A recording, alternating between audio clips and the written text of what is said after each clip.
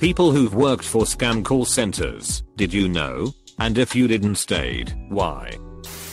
Worked for an environmental non-profit as a teen doing calls and going door to door. I didn't really understand the legislation we were getting signatures for, but hey, it's good for the environment.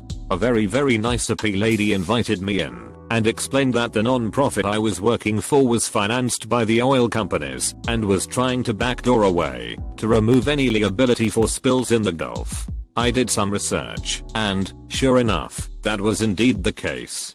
Told everyone in my office. About half were horrified, and the other were like, it's a live in our left, and so did many others. It was a trash place to work anyway, as you were paid by how much you brought in donations. My sister got scammed recently by fake cops. She kept asking to talk to a higher up, and their higher up etc etc. They always had someone for her to talk to. I want to know how many people are on the average scam like that. Do they write a script? How do the logistics work like that? Why did my sister make such a dumb mistake lol? I got hired to work in a loans office on the phone. Incoming calls. Basically they come across like a broker, telling people they qualified for certain loans and we would hook them up.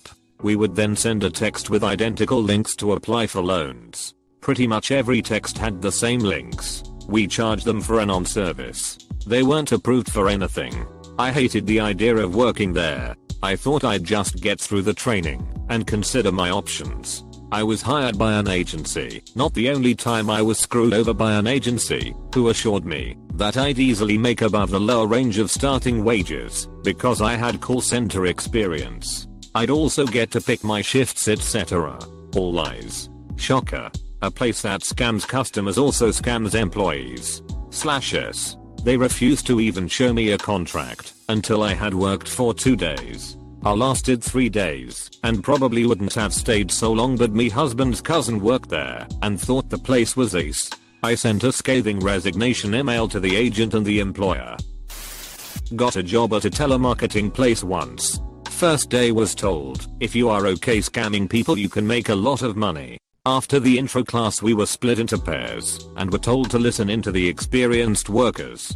Essentially how it worked was you call into a real company and the scammers would get phone numbers close to the reputable companies, so as you call in and are on hold, you think you are waiting to speak with them. A message would come on with some kind of scam deal, a free trip, $1 subscription for 12 months that costs you hundreds later on, things like that. The very first call, this confused senior, who thought she was waiting to speak with her bank. So she willingly gave out things like her credit card number etc.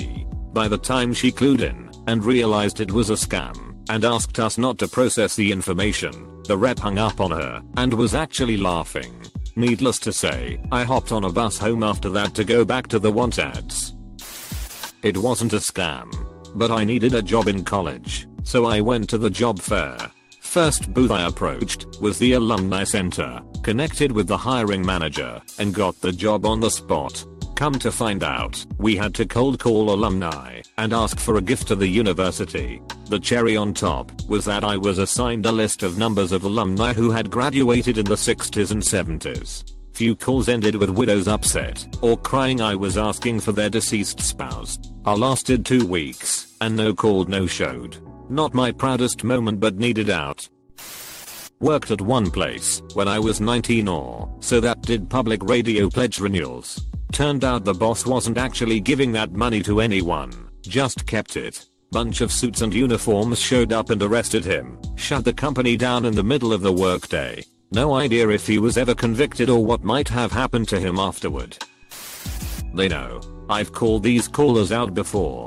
I say things like, put down the script, buddy, and then they say they're not reading a script, and then you can hear them frantically turning the pages of their script to find the objection response for calling them out on having a script and what to say next to try and sell you something.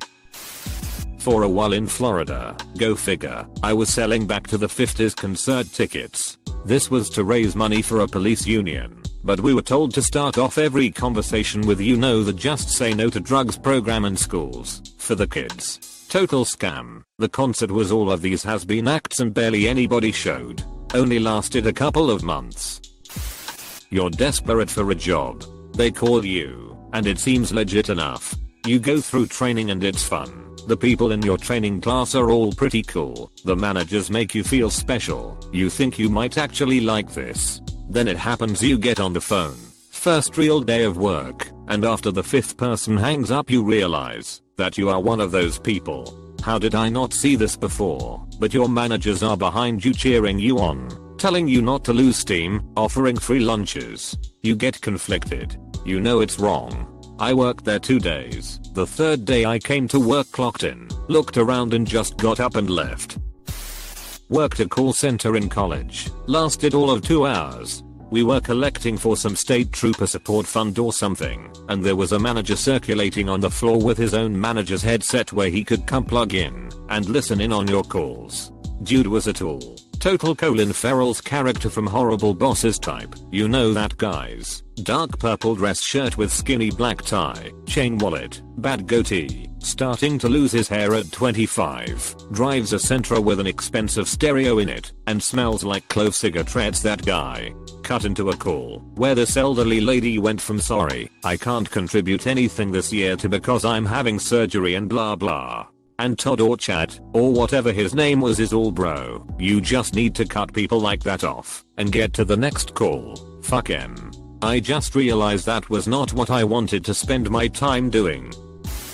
I almost worked for a scam. That was a water filtration company posing as a non-profit trying to get water to developing countries. I quit during orientation when I was told I needed to pay $400 for a starter kit.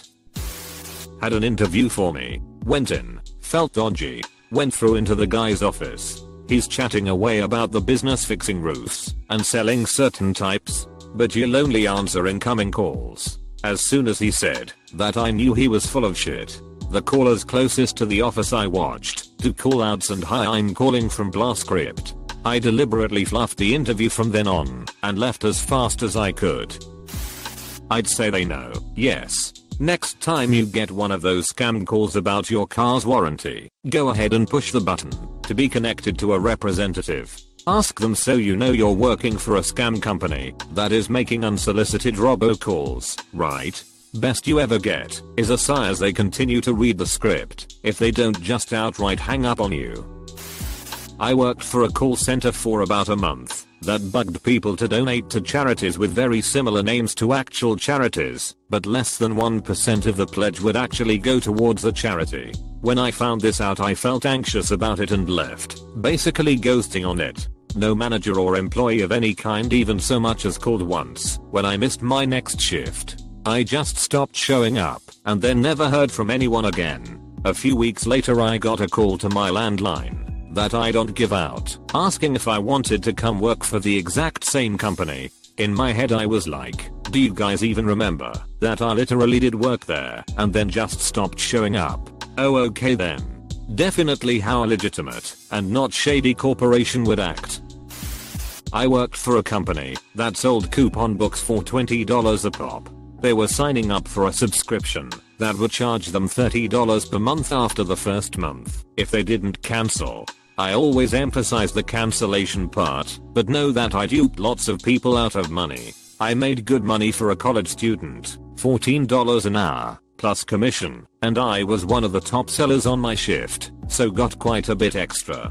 People would call in, so I didn't do cold calls, which made me feel a little better. Between calls, I read comics. I put in my 2 weeks so I could focus on school, but when I went to work the next day, they were shut down.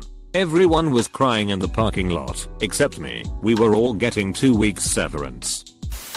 When I was about 19, I worked for a call center for 3 days. They were scamming everyone, including the employees.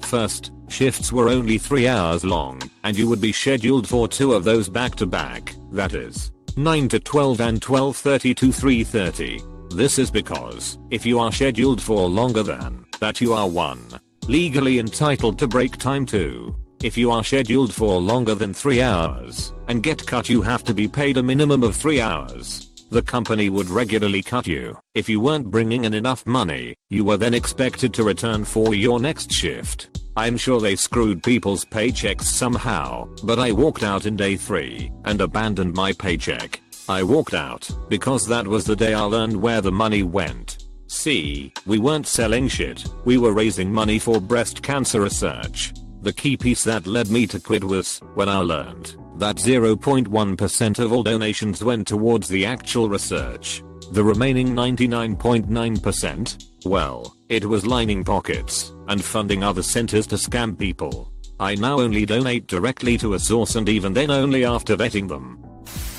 A long time ago, like in the early 1980s, I got a job at a call center. I was about 21 at the time. There were 5 or 6 of us who started the same day. The deal was we were selling discount photocopy paper and toner. Back in the day, toner powder was poured into a reservoir by the user. The call center manager gave us several scripts, but encouraged us to ad-lib once we got the hang of it. We were to call businesses from a list they had generated. A typical narrative would say that due to some accident, duplicate order, trucking accident, bankruptcy, etc., we had tons of surplus toner or paper.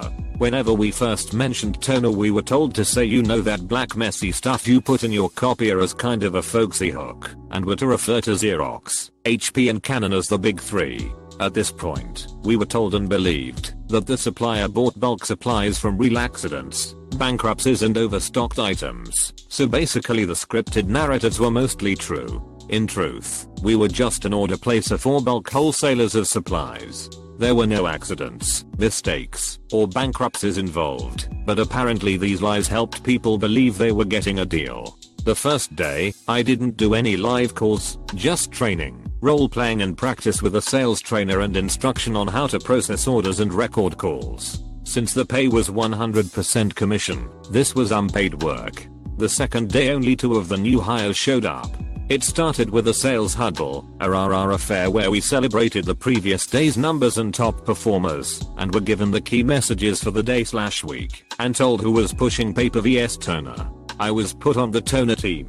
I spent the morning shadowing an experienced salesperson who made several sales each hour, but again, unpaid work for me. Then was given a headset, a list and an order book after lunch. I made my first sale on about the 3rd call. Huge cheer. I was a star for 30 seconds, but then nothing the rest of the day. So basically I made about $10. After work I saw a fellow salesman waiting for a bus, so I offered him a ride to get the scoop on the company because I was having some doubts. He basically said he had just quit and the whole business was a scam. The lists given to the callers were sorted. The top salespeople got pre-qualified leads. The rest got basically random businesses. The one sale I got that day was a plant. Everyone gets 1 plant on their first day. For every 100 or so calls, you get about 20 that actually listen to your narrative and maybe 1 that places a small order, and about 2/3 of the orders are cancelled almost immediately, so there is no commission. For many of the cancelled orders, their phone number got put on the pre-qualified lists for the top salesmen the next month.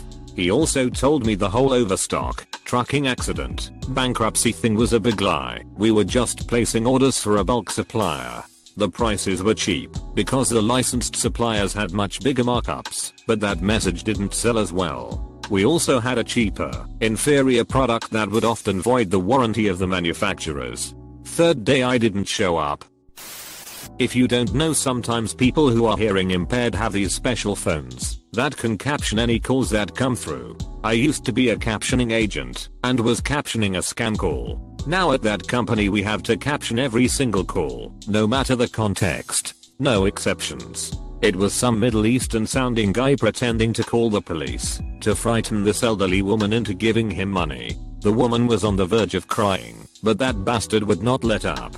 I was not having it. It's totally against regulation, but I told the lady it's a scam and just stopped captioning in the middle of the call until the dude hung up. Fuck those scammers. I had a friend who worked at a scam call center and he didn't realize it until about 2 weeks after I told him that's what it was. When he first described the job to me, selling encyclopedia/educational books by cold calling, in 2010, I told him it sounds like a scam. Not that he's scamming anyone, but the business owners were. He insisted the owners couldn't be scammers because they are average white Americans. This scam call center was in a major US city. My friend was an American who had never left the USA. I had to pick him up from this job once. It was at some random office park.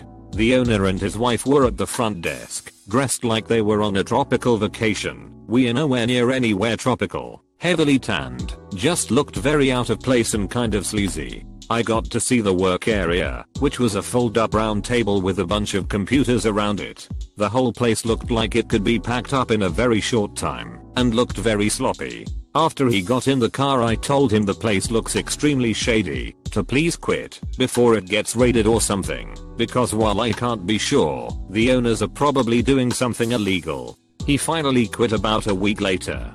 I never figured out what happened to the business, but who the hell was buying books from a random phone call, even back in 2010.